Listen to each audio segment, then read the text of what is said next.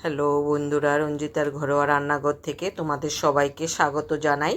আজকে তোমাদের জন্য নিয়ে এলাম সর্ষে পোস্ত দিয়ে ইলিশ মাছের ঝোল।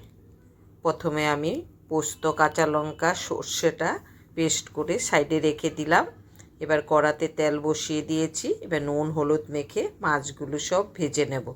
তোমাদের কাছে ছোট্ট অনুরোধ থাকলেও শুরু থেকে শেষ অবধি দেখো, আশা করি ভালো লাগবে।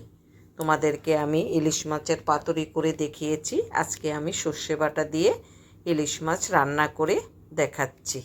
যদি তোমাদের রেসিপিটা ভালো লাগে তোমরা এইভাবে করে দেখতে পারো। মাছগুলো আমার ভাজা হয়ে গেছে।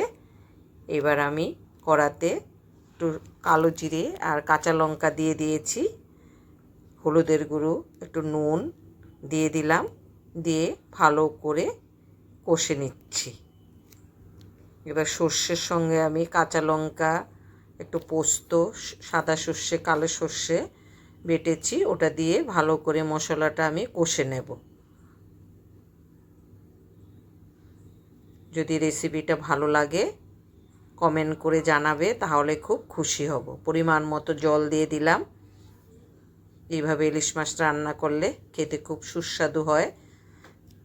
এবার আমার ঝোলটা ফুটে উঠেছে। এবার মাছগুলো সব আস্তে আস্তে দিয়ে দেব।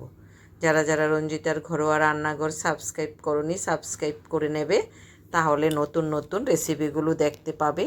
ইউটিউবেও আমার এই রেসিপিগুলো তোমরা দেখতে পাবে। এই দেখো, রান্নাটা আমার হয়ে এসছে। এবার আমি একটা প্লেটে তুলে নিচ্ছি। গরম ভাতের সঙ্গে এই সর্ষে বাটা দিয়ে ইলিশ মাছটা খেতে খুব সুস্বাদু হয়। যদি রেসিপিটা ভালো লাগে তোমরা করে খেও। সবাই ভালো থেকো, সুস্থ থেকো, পাশে থেকো।